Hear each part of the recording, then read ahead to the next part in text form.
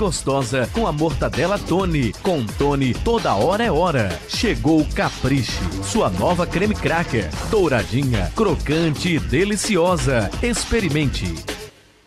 Emissoras de rádio do Sistema Jornal do Comércio de Comunicação. Pernambuco ao vivo.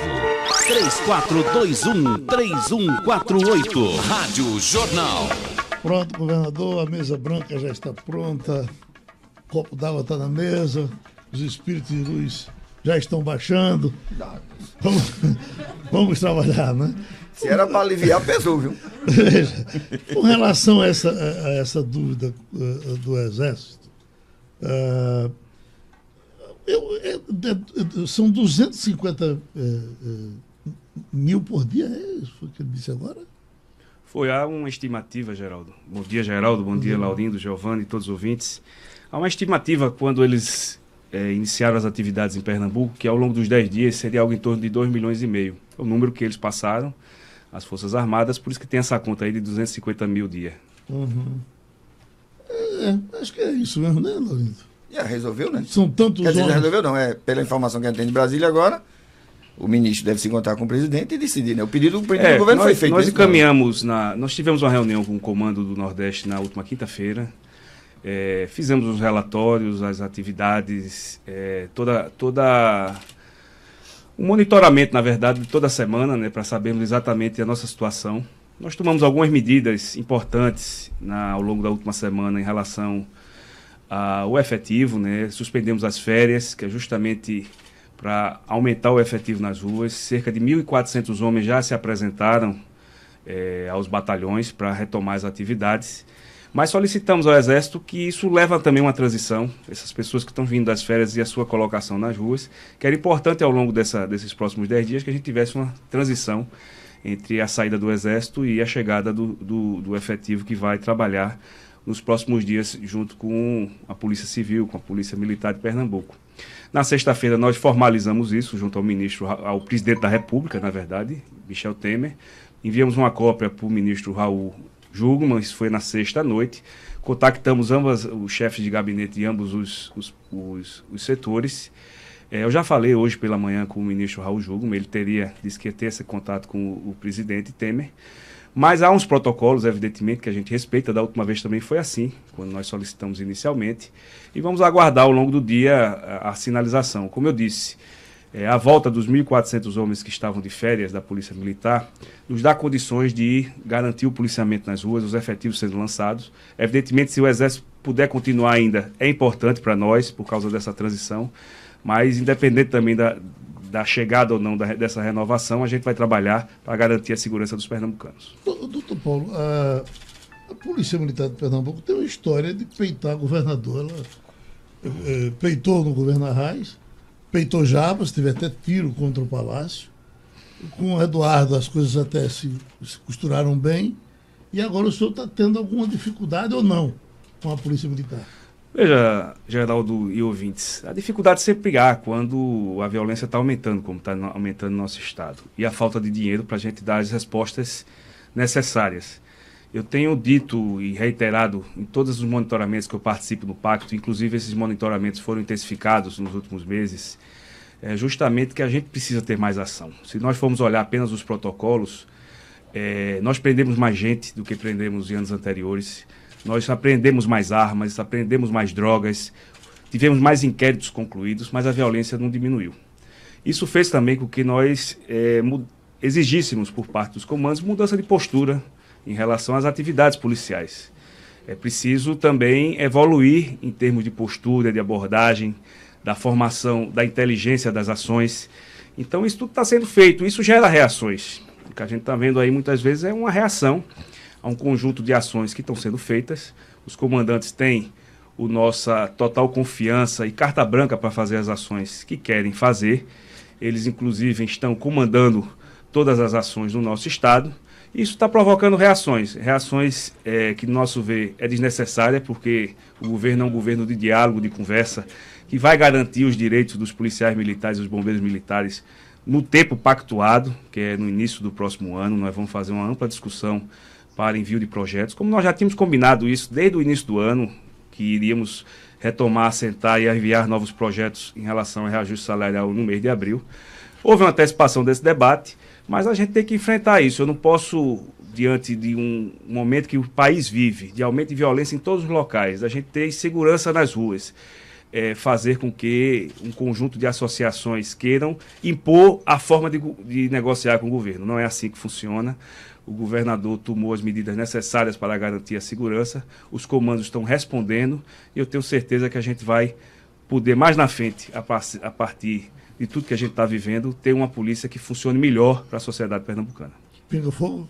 Bom dia, governador. Bom dia a todos no estúdio. Governador, quando se fala de Pacto pela Vida, né, eu acho que a gente falando desse tema, no final de 2016, a gente está chegando à metade do seu governo, é natural que venha à mente do ouvinte aí vários outros assuntos correlatos, né, que promessas que o senhor fez em campanha em 2014, foram 4 hospitais, né?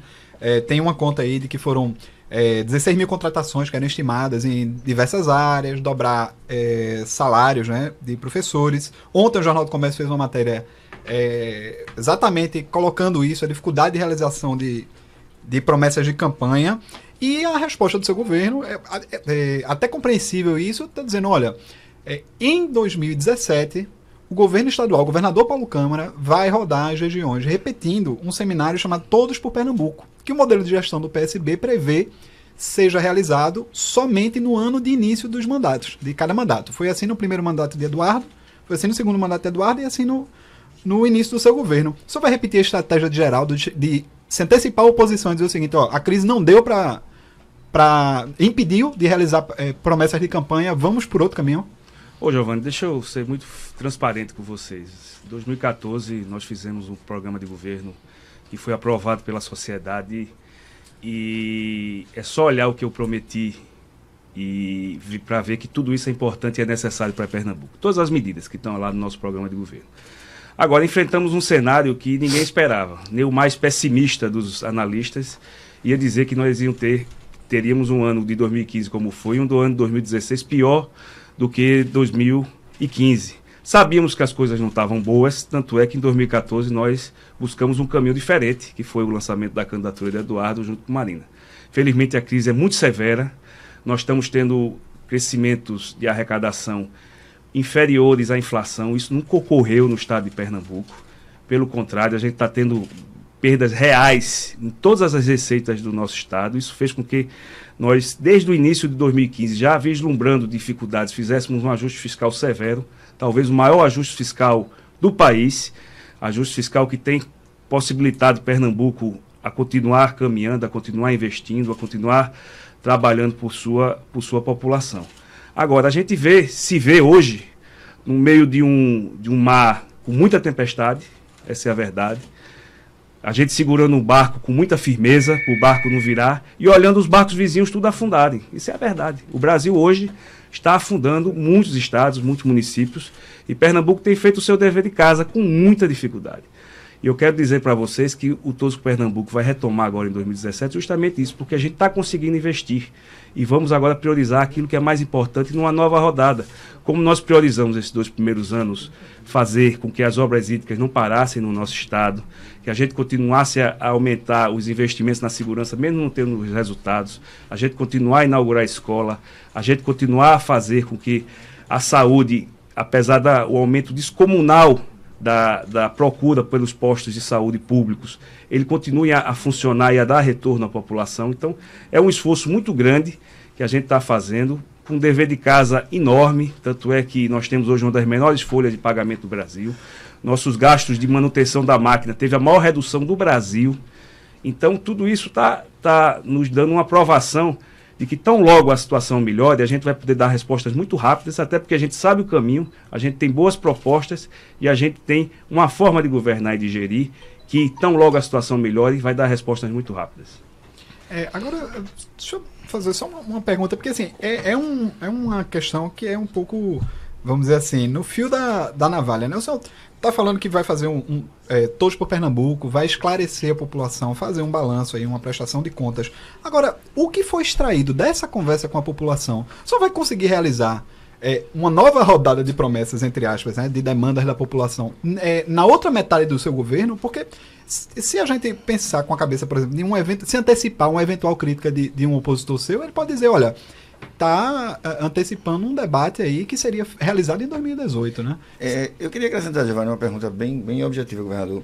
Pegando essas promessas de campanha e fazendo esse balanço de 2 anos, eu acho que o cidadão comum interessa saber o seguinte: até o final do governo, o senhor acha que será possível construir 4 hospitais? Até o final do governo, o senhor acha possível que serão construídas 6 UPAs? Em que momento o senhor vai conversar com a população e dizer, não deu, vamos fazer isso, não vamos fazer nada, não vamos poder fazer, enfim. Vamos ou não vamos construir 4 hospitais em Pernambuco, por exemplo? Ô, Laurindo, eu acho que o debate não é por aí. Nós queremos construir. Aí, porque o debate está na campanha, né? Porque nós queremos construir 4 hospitais, porque precisa construir 4 hospitais. E a gente precisamos construir 6 UPAs de especialidades. Se for possível fazer, eu vou fazer. Se em 2017 as receitas melhorarem, a gente vai iniciar a fazer todos esses hospitais, todas essas UPAs. Agora, o que eu vou sentar junto com a população é dizer, olhe, por enquanto, para 2017, como eu sentei lá em 2015, a gente vai ter XBI, como nós fizemos em 2 anos e meio, 2,5 bi de investimentos. Qual é a prioridade aqui? Não dá para fazer tudo, mas a prioridade é água. Vocês acham que fazer tal adutor é mais importante do que fazer tal escola? É assim que a gente trabalha no momento de crise, e é assim que eu vou fazer no início de 2017. Dizendo a verdade, dizendo por que não ocorreu, mostrando qual foi o crescimento da receita, que nunca tivemos uma situação como nós estamos vivendo aqui, que nós estamos colocando as coisas em ordem em tais e tais áreas, que nós estamos com o 5º ano de seca, numa expectativa que talvez melhore com as chuvas que estão vindo aí, mas que não vai resolver 5 anos de seca, 1 ano de chuva não resolve, pode minimizar. Então tudo isso tem que ser colocado com muita transparência. Agora, todos os nossos compromissos de campanha, eles foram colocados porque numa situação de normalidade, e eu não digo normalidade, eu não falo de receitas extras excepcionais do Brasil crescer 10%. Aconteceu o que sempre estava acontecendo em Pernambuco, que as receitas cresceram e pelo menos a inflação. A gente já podia ter começado a muito dessas obras que infelizmente não foi possível. A duplicação dos salários dos professores também, promessa de campanha, deixa de ser prioridade nessa hora? Os salários dos professores, eles têm aumentado todo ano, Geraldo. E nós estamos vendo também agora formas de premiar aquelas escolas que têm atingido as metas. Os professores ganham mais nessas escolas que atingem metas, que as pactuações são feitas, porque nós temos que valorizar o mérito, valorizar o esforço. Então, ao final dos 4 anos, talvez não dê para duplicar o salário, mas a gente vai ter avanços importantes nessa área, porque a educação é prioridade. O que todo governo tem que priorizar é a educação. E o que nós fizemos nesses últimos 2 anos e nos 8 anos de governo de Eduardo foi justamente priorizar a educação, tanto é que o resultado estão aí, com Pernambuco tendo a melhor educação pública do Brasil, a menor diferença entre a educação privada e pública no Brasil, com menor taxa de abandono. Nós estamos inaugurando novas escolas, nós inauguramos esse ano quase 10 escolas técnicas, temos outras a inaugurar, estamos expandindo as escolas de tempo integral. Então, é um foco que está sendo dado dentro das prioridades, dentro do que é possível. Eu tenho certeza de que, diante do que a gente vê acontecendo nos estados vizinhos, a nossa responsabilidade, a nossa forma de fazer tem feito a diferença diante de um cenário tão adverso que o Brasil está passando. É muito desemprego, Geraldo, é muita dificuldade, é muita coisa sendo fechada. Hoje a Folha de São Paulo mostra uma reportagem muito clara, mostrando que o Nordeste foi o que mais sofreu com essa crise, sofreu com recessão, sofreu com desemprego, sofreu com inflação, sofreu com vendas de comércio que diminuiu, com a produtividade, com o rendimento médio do salário do trabalhador. O Nordeste foi a região mais afetada pela crise e a gente está conseguindo, apesar de tudo isso, dar respostas positivas. Governador, essa questão dos efeitos diretos e indiretos da crise, das suas diferentes camadas, né? Por exemplo, a Lava Jato provocou um desemprego muito grande em Suape, né? Com desmobilização de obras da Petrobras, enfim, indiretamente atrapalhou, por exemplo, a conclusão do corredor leste-oeste, que tinha uma empreiteira que, por causa de problemas com a Lava Jato, abandonou as obras. Agora, do ponto de vista do cidadão, o senhor acredita que ele vai entender a complexidade desses problemas para dizer o seguinte: o BRT, que era previsto para ser entregue na Copa 2014, talvez na Copa 2018 não saia? Eu queria acrescentar uma pergunta, governador, que é o seguinte: a gente até falou no Passando a Limpo aqui hoje, eu vi, Giovanni até comentou isso, 2014, ano da campanha, qualquer pessoa razoavelmente bem informada, em economia, principalmente com informação econômica, sabia que vinha por aí uma situação terrível. E tanto é assim que, inclusive, o seu partido lançou um candidato para enfrentar uma situação que, segundo ele, era dificílima do ponto de vista político, mas também do ponto de vista econômico. Se tivesse tudo bem, naturalmente, o PSB nem teria lançado um candidato, talvez tivesse ficado com a candidatura do PT. Bem, enfim, não foi o que aconteceu. Então, assim, as informações que tínhamos, a imprensa tinha, aliás, era acusado, como nós dissemos aqui, de ser golpista, de ser contra, etc, etc, em 2014 eram muito ruins. Então, eu queria lhe perguntar uma coisa que, aliás, que não é uma coisa dirigida necessariamente ao senhor, mas eu queria que o senhor refletisse sobre isso. De alguma maneira, a gente não precisa ter cuidado nas campanhas eleitorais com grau estonteante, digamos assim, de promessas que não há muita segurança se ela vai ser resolvida, porque em 2014, se você pegar qualquer jornal aí, já indicava que a situação não era das melhores. Final de 2013, né? Pois é, final de 2013 a situação não era das melhores. Revisitem os jornais, digam qual era a pior previsão possível e vejam o que aconteceu. A pior previsão possível. Não, foi muito pior do que tudo que se previa. Isso aí não a pior previsão mas previsão não mostrava em nenhum momento que Pernambuco teria o pior ano da série histórica em 2015 e 2016. Que o Brasil ia ter 2 recessões seguidas que não ocorria mesmo desde 1929 e 30. Que nunca tivemos 2 anos de recessão prolongado tão grave desde que o PIB é medido desde 1901. Não foi por falta de informação. Nós temos essa responsabilidade. Nós trabalhávamos com as informações que nós tínhamos. Veja as projeções econômicas de 2015. O que é que se projetava em termos de PIB em 2015? Não se projetava um PIB negativo, como deu, de 3 e tantos por cento. Nem se projetava 16, com 2 anos seguidos de PIB com mais de 3% negativo. Se projetava algo que a razoabilidade mostrava que pelo menos a inflação ia crescer as receitas. E se as receitas, Laurindo, eu repito, tivessem pelo menos tido a reposição da inflação, a gente estaria em outra situação fiscal aqui no estado de Pernambuco. Evidentemente que a crise foi muito mais severa. Essa questão em Pernambuco foi mais forte em virtude da Petrobras, sim, porque a Petrobras tinha uma refinaria sendo construída e toda uma cadeia que só fornecia a Petrobras. Então, a partir do momento em que a Petrobras para de fazer a obra e para de pagar toda a cadeia produtiva, houve uma quebradeira generalizada e que afetou, como todo, o setor, principalmente ali do complexo industrial de Suape. O desemprego ali foi muito forte. E isso afetou também as grandes construtoras. O BRT parou, porque uma das construtoras praticamente se inviabilizou financeiramente para continuar a obra, entre outras.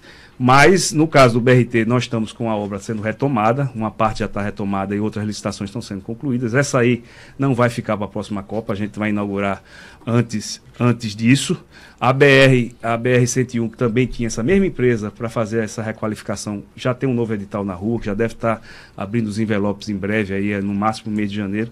Então, a dinâmica do planejamento também desses 2 anos possibilitaram a gente também a poder fazer coisa nova. Então, o que já estava garantido de recursos, como a BR-101, como os terminais, como os corredores, isso vai ter obra andando de imediato, que não foi possível por causa da necessidade de novas licitações e de novos projetos. Então, eu estou confiante que, apesar de toda a situação difícil, tudo aquilo que a gente também plantou, que se programou, se planejou para os próximos 2 anos, ele vai ter mais efetividade diante de um quadro que já está mais previsível no âmbito da administração pública. Wendel, essas reclamações que chegam aqui, o pessoal dizendo que está com 13 meses de atraso no carro-pipa, isso é verdade? Veja, Geraldo, há algum atraso no carro-pipa, 13 meses não é, mas tem algumas regiões, alguns locais que sim, porque não é fácil essa documentação de carro-pipa e a gente teve dificuldades financeiras até pela dinheiro forma... é só do Estado? Né? Só do Estado. Pernambuco é o único estado onde há contribuição do governo estadual em relação a carro-pipa. Todos os estados do Nordeste utilizam apenas os carros-pipas do Exército, tem uma abrangência menor.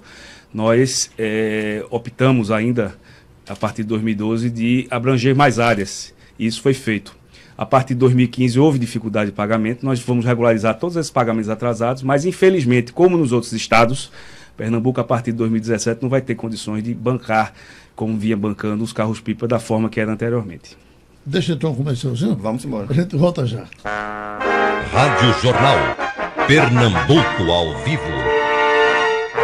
Natal na Tupã, sua casa mais feliz. Confira as ofertas. Piso Incenor Extra a partir de R$ 12,90. Só R$ 12,90. Corolar acrílico lata coral de R$ 129,90 por apenas R$ 99,90. Kit pintura 3 peças 1001 Atlas apenas R$ 10,90. Rende muito lata e Kine de R$ 179,90 por apenas R$ 129,90. Tudo em 10 vezes sem juros nos cartões. Natal na Tupã, sua casa mais feliz. Tupã, o barato da construção. Em Biribeira, em Afogados.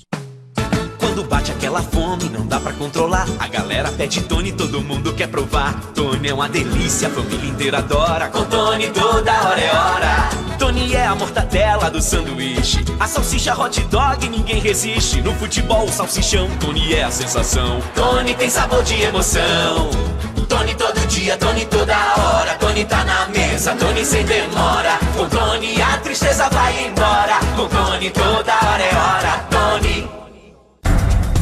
Atenção consumidor. Você sabia que cerca de 80% do gelo consumido em Pernambuco é de fabricantes clandestinos? É por isso que a partir de agora, o governo do estado e a APVisa torna obrigatória a fixação de um selo sanitário nos sacos de gelo para garantir a procedência do que você consome. Ao exigir o selo, você protege sua saúde e contribui para combater as indústrias clandestinas. Agora é lei. Gelo só com o selo. Denuncie. 0800 286 2828. Natal na Tupã, sua casa mais feliz. Confira as ofertas. Piso Incenor Extra a partir de R$ 12,90. Só R$ 12,90. Corolar acrílico lata coral de R$ 129,90 por apenas R$ 99,90. Kit pintura 3 peças 1001 Atlas apenas R$ 10,90. Rende muito lata e Kine de R$ 179,90 por apenas R$ 129,90. Tudo em 10 vezes sem juros nos cartões. Natal na Tupã, sua casa mais feliz. Tupã, o barato da construção. Em Biribeira, em Afogados. Para você ter ainda mais internet no celular, o Vivo Turbo tá com uma novidade. Além do 4G mais rápido do Brasil e da cobertura que só a Vivo tem, agora seu pré-pago tem opções de até 1 GB de internet por semana. É muita internet para usar como quiser. Dá para ver vídeo, ouvir música, acessar o e-mail e as redes sociais de qualquer lugar. Ah, e você ainda faz ligações ilimitadas para qualquer celular Vivo do Brasil. Curtiu? Para curtir ainda mais, liga asterisco 9003 e cadastre-se. Se você ainda não é cliente Vivo, compre seu chip e aproveite. Música, esporte, notícia. Rádio Jornal. Rádio Forte. Emissoras de rádio do Sistema Jornal do Comércio de Comunicação. Pernambuco falando para o mundo. Dinheiro para ganhar dinheiro no debate desta terça-feira. Dinheiro pra que dinheiro? Receitas, despesas, poupança, fundos, ações, rendimentos. Dinheiro, muito ou pouco, guardar ou botar para rodar em tempos de crise. O debate do dinheiro, nesta terça-feira às 11 horas, com o presidente dos contadores, Albérico Xavier, o economista de finanças, Écio Costa, o educador financeiro, Cláudio Marinho e Geraldo Freire, o comunicador da maioria. Rádio Jornal. Emissoras de rádio do Sistema Jornal do Comércio de Comunicação. Pernambuco ao vivo.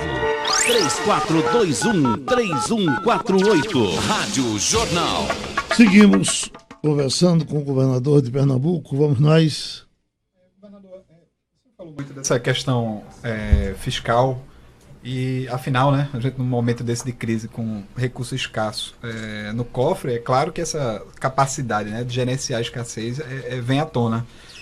Rio Grande do Sul, Minas Gerais, Rio de Janeiro são estados quebrados, parcelando salário, a situação está caótica mesmo.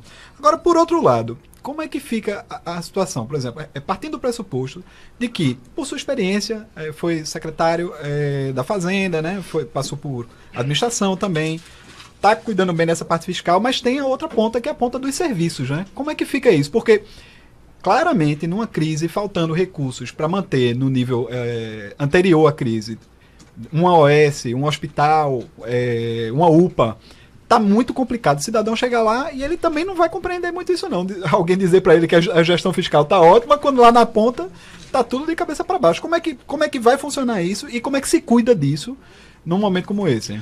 Esse é o desafio, Giovanni, é você garantir, mesmo diante de tanta dificuldade, uma qualidade do padrão de serviço.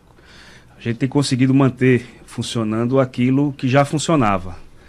O desafio agora é ver como atender mais gente, porque a crise provocou isso, principalmente na área de saúde. Você tem mais gente procurando os estabelecimentos públicos de saúde, porque tinha no emprego a garantia do seu plano de saúde, ou porque pagava por fora e agora não pode pagar mais. Então isso provocou um aumento de demanda. E a gente tem visto diariamente formas de atender mais, sabendo que temos menos recursos para ampliar esses serviços. Então é um treinamento diário, principalmente nessa área de saúde que envolve vidas, porque a gente precisa dar respostas e ao mesmo tempo oferecer dentro do nosso universo, já que a gente não tem nada novo, a gente poder ampliar. Agora, as organizações sociais, as OS que administram as UPAs, têm dado uma contribuição, e os hospitais têm dado uma contribuição enorme, e uma compreensão enorme também com o momento que nós estamos passando. A gente tem conseguido fazer com que os hospitais que são administrados diretamente pelo Estado, eles tenham uma produtividade melhor do que tinham antes. E a gente tem buscado alternativas para aumentar o atendimento. É só ver também tudo que a gente passou o ano passado com essa questão do Zika, da chikungunya, do dengue, que aumentou muito em 2015. Conseguimos que esse aumento fosse inferior em 2016, mas isso levou a gente a ter um conjunto de crianças que nasceram com microcefalia em virtude da Zika. Isso fez com que nós ampliássemos a rede de atendimento a essas crianças.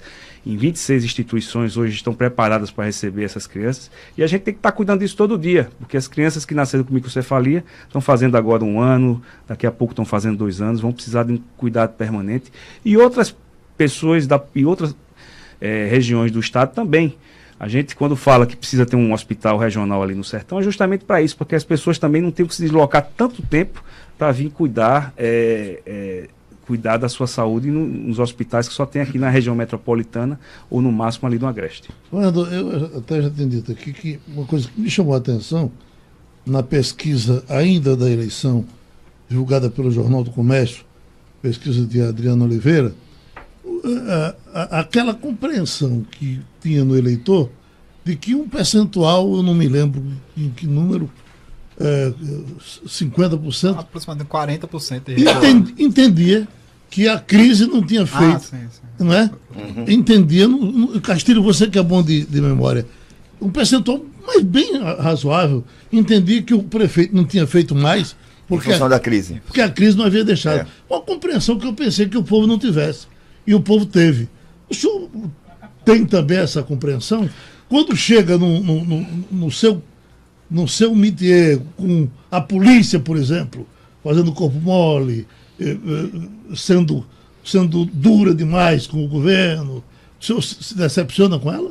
A gente tem um pouco de decepção em relação a isso, porque muitas associações, sindicatos não querem ver a realidade como ela é. O desemprego é muito alto no país. A quantidade de empresas que diminuíram, que enxugaram o seu quadro, que diminuíram a hora extra, que muitas vezes reduziram até salário em troca de jornada menor. Isso é uma realidade em todo o país e o Estado não pode ficar fora disso. As pessoas têm que ter também essa compreensão muito clara. Agora, eu também tenho uma compreensão, Geraldo, e isso é importante de todo governante, que essa crise é prolongada. Então, uma coisa é uma pessoa ficar 3, 4, 5 meses desempregada. Outra coisa é uma pessoa ficar 1 ano, 1 ano e meio, 2 anos desempregado. Isso faz mal para a autoestima. As pessoas começam a ficar muito vulneráveis. Então, o Estado tem que estar muito atento a isso. Ver formas realmente de fazer com que a esperança das pessoas continue viva. Porque isso pode criar um caos social enorme e a gente tem que estar preparado para atender essa população. Não é fácil.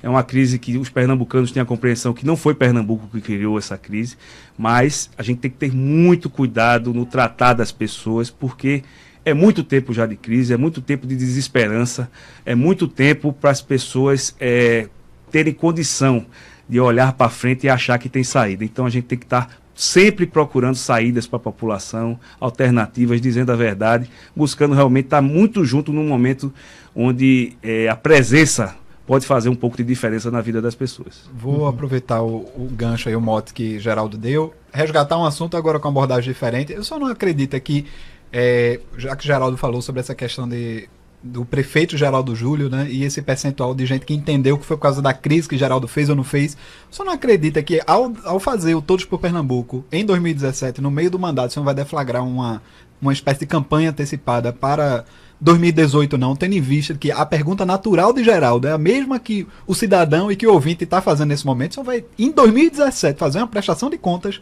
e tá lá discutindo se foi a crise ou não que impediu o senhor de ter feito cumprido promessas de campanha? Giovanni, a gente tem que estar prestando conta o tempo todo, não é só no Todos com Pernambuco. Eu venho buscando fazer isso. Agora, é necessário você dizer exatamente o que foi feito, o que não foi feito e por que não foi feito, e o que se pretende fazer, e conversar com a população. Quem está junto comigo, quem me acompanha mais diretamente, sabe que eu não vou tratar a eleição de 18, não há a menor possibilidade disso no ano de 2017. Não há a menor possibilidade. Eu vou tratar de cuidar de Pernambuco, de cuidar de Pernambuco, de cuidar das coisas que a gente precisa fazer. Eu não vou misturar as coisas como eu nunca misturei. Eu nunca misturei atividades do governo com questões eleitorais, nem vou, porque o povo não quer isso. O povo quer ter a presença do Estado, quer ter ações, quer ter condições de que o emprego apareça, para que ele possa ter sua renda, possa cuidar da sua família. É isso que a população espera de nós, que a gente dê caminhos, e é isso que eu vou fazer visitando as regiões, buscar conversar com a população sobre caminhos para o futuro. Tem uma pergunta aqui, uma afirmação, Paulo deve ser militar, que ele diz, só não teve crise para a Polícia Civil. Teve crise para a Polícia Civil, todos nós sabemos disso. A Polícia Militar vai ter o mesmo tratamento da Polícia Civil. Agora não pode ser na força, não pode ser na baderna, não pode ser fazendo do jeito que querem, criando medo na população, que isso vai resolver o problema da segurança. Vai se resolver sentando na mesa com as pessoas que estão responsáveis para sentar na mesa, que é os comandos da Polícia Militar e do Bombeiro Militares, porque nós não vamos retroagir, manter a ordem, manter a segurança do nosso Estado. Governador, quando o senhor chegar nessas cidades do interior, o senhor tem ido, o que é que o senhor dirá para essa população absolutamente amedrontada, como eu nunca tinha visto em Pernambuco? Nunca. Com essa história das explosões, que não são só as explosões de banco, eles fecham cidade, eles tomam conta das cidades, a cidade está em pânico no interior. Era uma situação, evidentemente, uma situação não muito nova, mas uma situação não crescente e que passa a população, de uma maneira geral, o mais absoluto descontrole da situação. Porque quando você tem assalto a banco, já é um péssimo sinal. Assalto a banco com explosão, com cidade cercada, com cidade sitiada, é uma verdadeira esculhambação, vamos dizer assim. Isso é que as pessoas dizem. Como fazer para enfrentar isso de maneira articulada? Eu me lembro que até a gente já conversou sobre isso. De que maneira se pode enfrentar isso de maneira articulada? Porque sabe aquele noticiário que na imprensa já está virando, entre aspas, sem graça? Porque caiu na rotina. Como é que a gente pode admitir que vira rotina de um Estado, explosão de banco e cidades sitiadas? Infelizmente está ocorrendo no Brasil todo, Laudinho, de maneira muito grave. Eu tenho conversado com os governadores. O modus operandi é muito parecido dessas quadrilhas. As que nós já aprendemos aqui foram um cerco de 13 que foram presas. Muita gente era de fora de Pernambuco, gente inclusive do sul do país.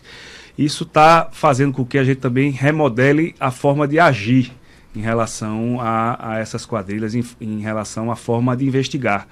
Eu tenho tido o cuidado de conversar muito com nossas equipes em relação a isso, de cobrar também do governo federal a questão dos explosivos. Não é para ter uma facilidade de explosivos que tem hoje. E cobrar também dos bancos. Os bancos têm que melhorar a sua segurança em relação a esse caixa eletrônico. Os bancos falam que gastam milhões, até bilhões de reais em segurança, mas a segurança para crimes cibernéticos, de internet, que não tem seguro, mas a segurança das agências está muito aquém. Então é um trabalho muito conjunto, um trabalho que a gente tem também conversado tanto com a Polícia Federal como com as polícias civis dos outros estados, porque essas quadrilhas não atuam só em Pernambuco, atuam em vários estados. É continuar aprendendo, continuar buscando se antecipar os fatos, porque a gente não vai poder evitar, nem vamos poder ter policiamento para evitar uma ação dessa em cada município pernambucano, porque chegam 20, 30 homens, a gente não tem como ter 40, 50 homens em cada município o tempo todo preparado para ação como essa. A gente vai ter que se antecipar os fatos, é isso que a gente está buscando. Eu vou dar com esse novo concurso público da Polícia Militar, que está sendo finalizado agora no primeiro semestre de 2017, uma atenção também ao interior, para que a gente possa também ter polos regionais que possam dar respostas mais rápidas a essas situações, ou seja, chegar mais rápido quando o caso acontecer. Mas o que é mais importante e fundamental nesse momento é ter ações de inteligência para evitar que isso ocorra. A gente já teve êxitos em algumas regiões, mas continua a ser um problema muito sério e acontecer com uma frequência muito maior do que nós gostaríamos. Aproveito, governador, e fale sobre o ônibus, porque Nós temos conversado aqui com os empresários de ônibus que vêm aqui para o debate e eles dizem, olha, o meu ônibus, eu sei tudo que acontece com ele desde que ele sai da garagem, porque está tudo filmado. Aparentemente é uma situação mais fácil de resolver, a do ônibus, desde que haja um entrosamento de empresas com segurança do Estado. E isso não tem acontecido. Que diabo é que há com o ônibus? Ô, Geraldo, eu acho que de agosto para cá a gente conseguiu avançar e evoluir. As reuniões com as empresas de ônibus, elas são frequentes. Inclusive, eles estão investindo em equipamentos novos para as imagens ficarem melhores. A gente tem uma estatística de diminuição do número de assalto a ônibus de agosto para cá, apesar de que o número ainda é muito alto em relação ao que a gente tinha no passado. A gente tem operações só para essa questão dos ônibus, que é a operação de ver nos grandes corredores e ter presença, revistas, buscar apreender arma, droga, buscar apreender pessoas suspeitas. Isso tem sido feito. Eu tenho tido a consciência de que isso é um grave problema, mas as providências já foram tomadas. A gente já tem tido alguns resultados, apesar de menores do que nós gostaríamos. E a estratégia para diminuir assalto a ônibus, ela continua em vigor, vai continuar sendo válida, os esforços vão ser empreendidos e a gente espera continuar melhorando. Se continuar a melhorar, como mês a mês a gente tem sentido essa melhora, a gente vai conseguir, nos próximos meses, ter uma situação mais controlável e mais confortável para quem anda de ônibus, que é muita gente. São 24... É quase 1.800.000 pessoas por dia, em 24 mil linhas transitando Pernambuco todo. Então, a gente tem que dar segurança a essas pessoas de maneira clara, porque são pessoas pobres que utilizam o transporte público para ir trabalhar, para levar o filho para a escola, para procurar emprego num momento como esse. A gente precisa dar o mínimo de tranquilidade para essas pessoas. Comercial, a gente retoma já com a última parte. Rádio Jornal. Pernambuco ao vivo. Se liga, a festa vai começar. Não falta motivo pra se animar. Se tá bom agora vai ficar muito mais. Com Pito Cola. Chegou, pegou, brindou, tomou. Você em clima de festa. Chegou, pegou, brindou, tomou. Com Pito Cola na mão. Chegou, pegou, brindou, tomou. Você em clima de festa. Chegou, pegou, brindou, tomou. Com Pito Cola na mão. Beba com moderação. Sabe Capricho? Aquela marca que chegou conquistando todo mundo com creme cracker douradinhas, crocantes e deliciosas. Aquela do coração na embalagem? Pois então, Capricho lançou mais uma novidade. Recheados Futurinhos, uma linha completa de biscoitos crocantes e cheios de sabor. Experimente Futurinhos de chocolate, morango e brigadeiro. Futurinhos é da Capricho. Procure no supermercado aí pertinho da sua casa. Não esqueça, Capricho que o futuro dá gosto. Coma Mais Ovo, uma campanha da Avip. Adivinha a primeira coisa que me vem à cabeça quando quero preparar algo delicioso, nutritivo e saudável? Ovo, 2 ovos, 3 ovos assim. Ovo é mais barato, mais saudável e mais gostoso. Ovo, 2 ovos, 3 ovos assim. Ovo é delicioso, prático e faz bem. Consuma sem moderação. Quer roupa branca alvejada, quer casa limpa e desinfetada, olha aí a solução. Sujou Zadragão. Se liga no refrão de Sujou Zadragão. Água sanitária e desinfetante.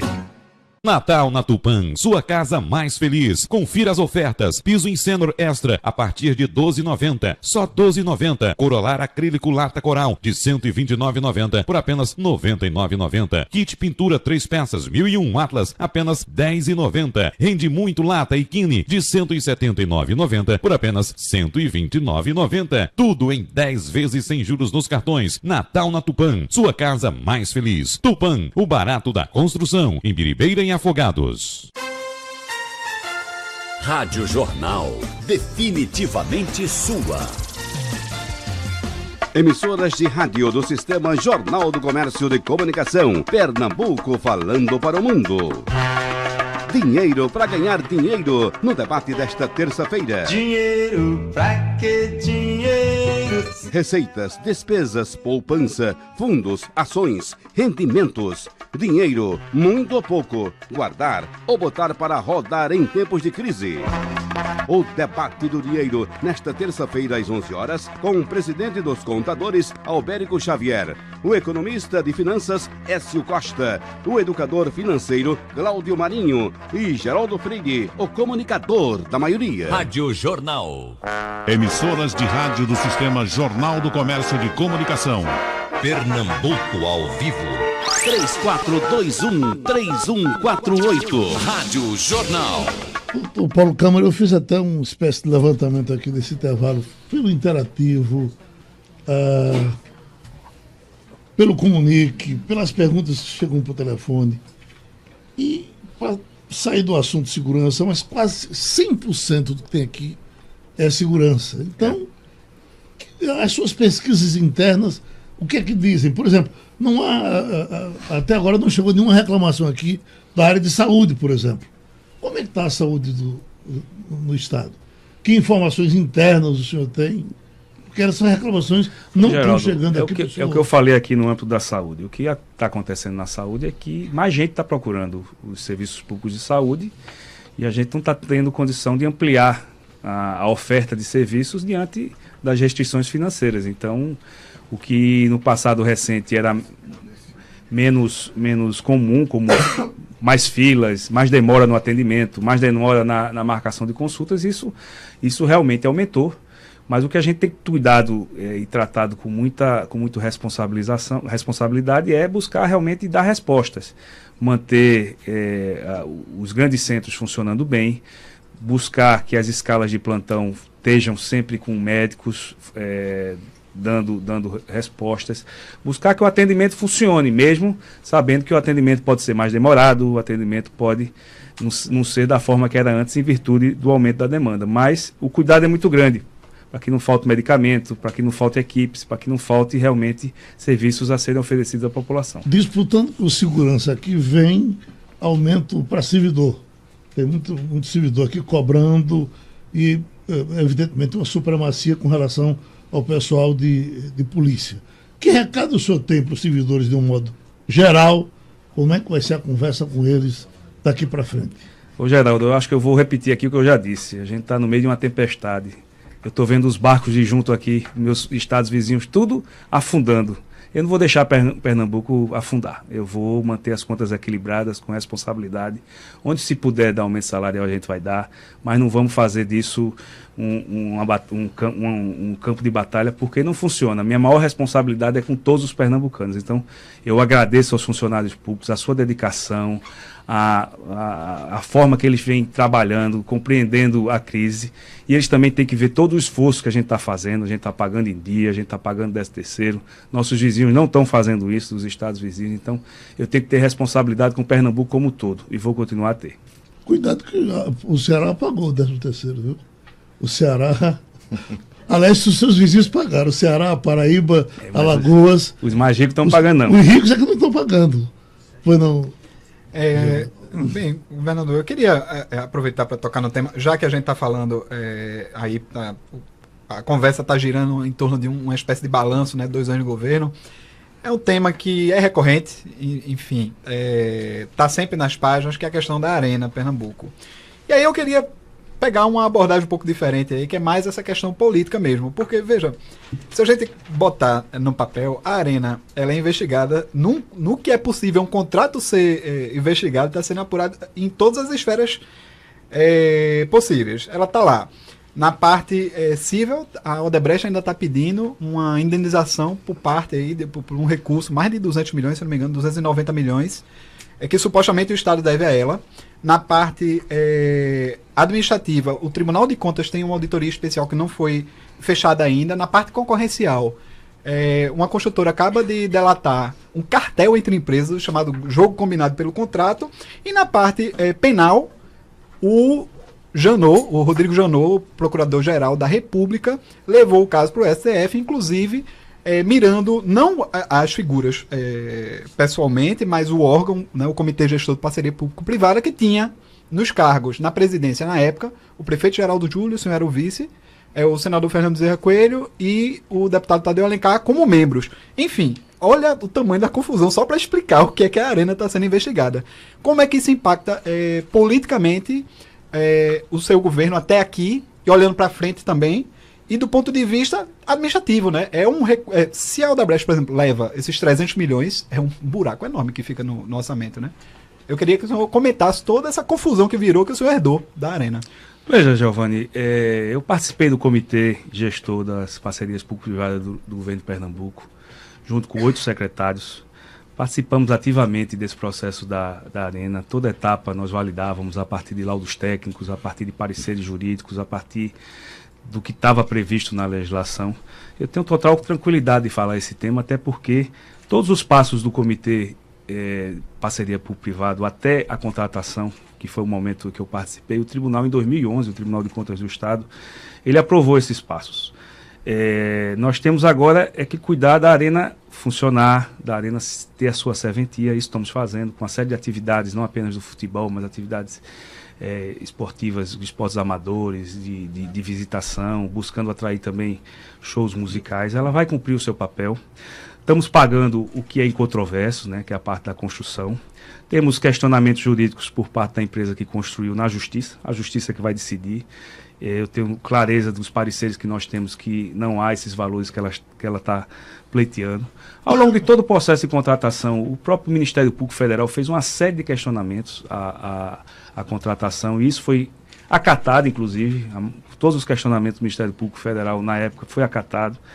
E essas ações que estão vindo aí, vamos responder com a tranquilidade. Eu tenho certeza de que no final isso tudo vai ser esclarecido. O governo de Pernambuco não participou de cartel, nem vai admitir isso em nenhuma esfera, não apenas nessa parte da Arena, mas em qualquer ação. E vamos ter transparência, vamos continuar a levar esse assunto com a transparência e com a verdade necessária para elucidar qualquer fato ainda que precise de esclarecimento, mas nós estamos muito serenos de que no final isso vai prevalecer a verdade. A verdade é que a Arena está aí, foi construída, está entregue aos pernambucanos, foi a arena mais barata do Brasil e é uma arena que vai ainda cumprir muito bem o seu papel. Mais barata porque ainda não se decidiu judicialmente esse valor final, né? Porque a Odebrecht diz que se a gente sair somando o valor que a Odebrecht supostamente tem direito e ela ganhar eventualmente, ela deixa de ser mais barata, né? Mas a gente vai trabalhar muito para não ganhar, porque a justiça vai prevalecer. Desculpa, o tema nacional para...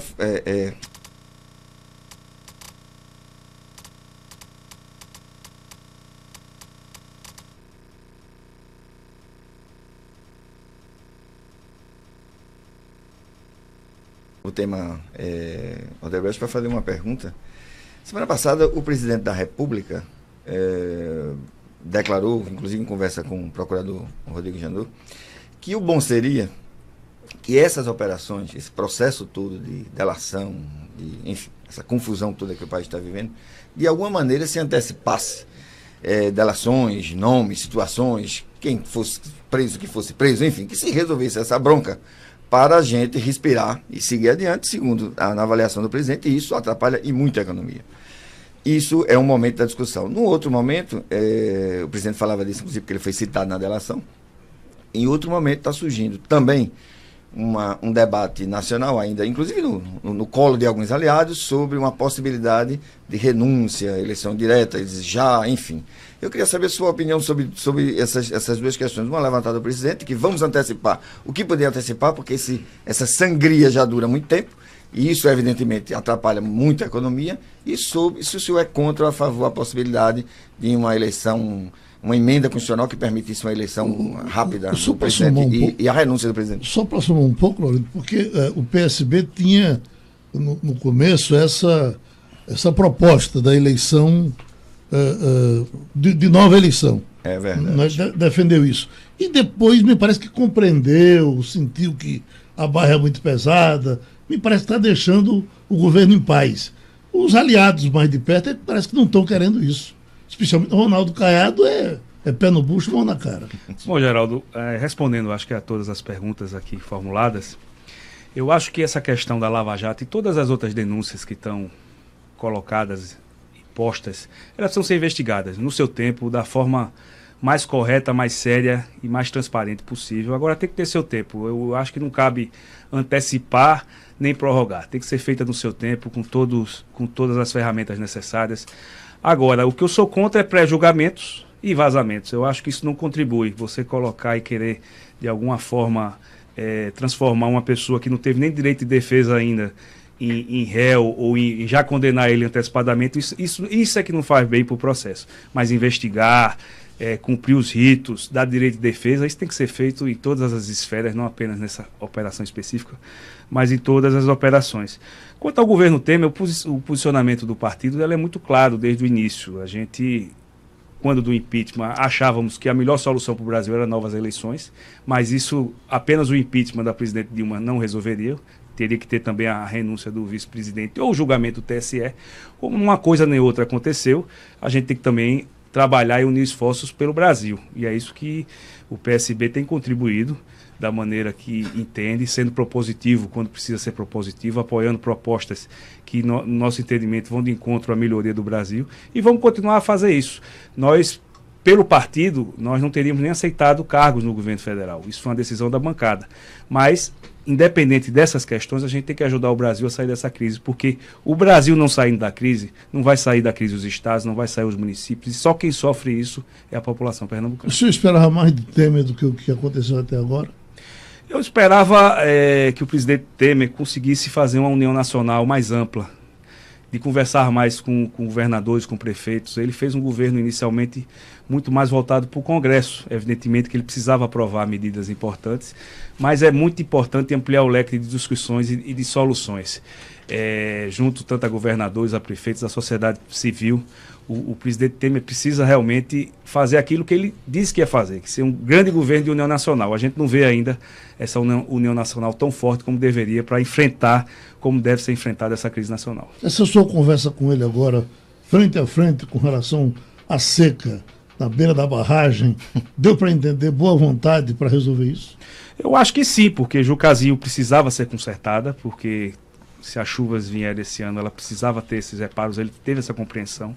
Eu tinha levado para ele esse projeto de Sirigi, de levar água de Sirigi para abastecer o Agreste, e ele concordou. Mostrei que já estava fazendo isso em Pirangi, levando água da Mata Sul para o Agreste de Caruaru e região, e levei que já tinha um projeto nosso de levar água de Sirigi para o Agreste Setentrional, e ele concordou, inclusive está bancando. Então foi importante. Eu acho que a compreensão que temos que ter prioridade nessa questão hídrica do Nordeste é fundamental, porque só a transposição de São Francisco, sem ter as adutoras, sem ter os ramais, não vai melhorar e não vai dar as soluções estruturantes que Pernambuco, que Paraíba, que Rio Grande do Norte, que o Ceará precisam para virar essa página da seca nos nossos estados.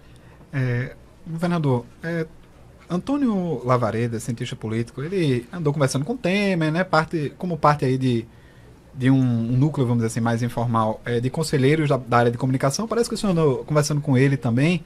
E aí eu queria lhe perguntar o seguinte: a Lavareda acredita que 2018 será um cenário muito nacionalizado, com o PSDB e DEM, por exemplo, refletindo essa questão nos estados. Seu partido, o PSB, andou se aproximando de Alckmin, que depois dessa semana aí, com Aécio reconduzido na legenda, os aliados de Alckmin chegaram a dizer que era quase uma expulsão branca, né? Nesse cenário, o que é que acontece entre o PSB, o seu partido, e o PSDB e o DEM dos ministros Bruno Araújo e Mendonça Filho? Eles vão se reaproximar como foi no passado, antes de os dois partidos deixarem a Frente Popular? E o que acontece até 2018? Veja, 2017 vai ser um ano dedicado, e o partido já aprovou isso, vai ser dedicado às pautas nacionais, às contribuições que o partido pode dar para a melhoria do país.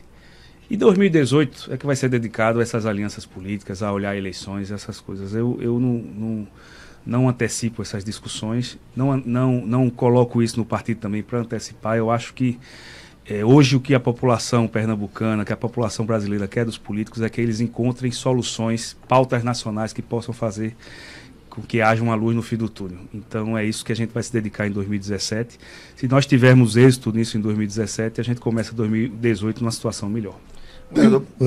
Duas perguntinhas para encerrar. Eu vou voltar a uma pergunta que eu já tinha feito. O senhor é a favor ou contra a antecipação de eleições no Brasil? E se o senhor é ou não candidato à reeleição? Veja, Laurindo, como eu disse, não é ser candidato em 2018 e trabalhar isso agora, isso não é um desserviço, eu acho, à população pernambucana. O que eles querem de mim é muito trabalho, muito esforço, muita dedicação, e isso eu vou fazer. 2018 a gente discute em 2018, no momento certo, dentro de um cenário que a gente espera estar melhor, onde a gente possa realmente ter condições de discutir o futuro em condições melhores que nós temos hoje. Quanto a essas antecipações das eleições, eu não vejo elementos. A gente acabou de sair de um processo de impeachment, um processo traumático, um processo que, no meu entendimento, não fez bem ao Brasil. E estamos tentando arrumar as coisas, estamos tentando juntar os pedaços de vidro que foram para tudo que é lado, para que o Brasil tenha um mínimo de união nacional. Então, eu acho que o presidente Temer agora tem que fazer tudo aquilo que ele pregou fazer. Buscar um governo de união nacional, de pautas em favor do Brasil e pautas que pensem não apenas o curto prazo, mas o médio e longo prazo. Dá para desejar um feliz ano novo ou isso é impossível? Não, feliz ano novo. Eu acho que apesar de todos os desafios que nós tivemos nesses 2 últimos anos, Pernambuco tem muito que comemorar também.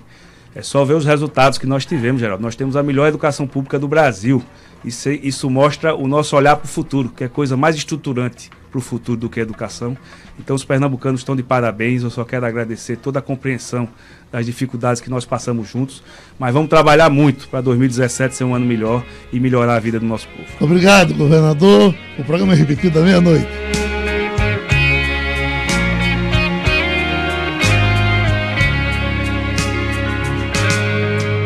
Se as águas do mar da vida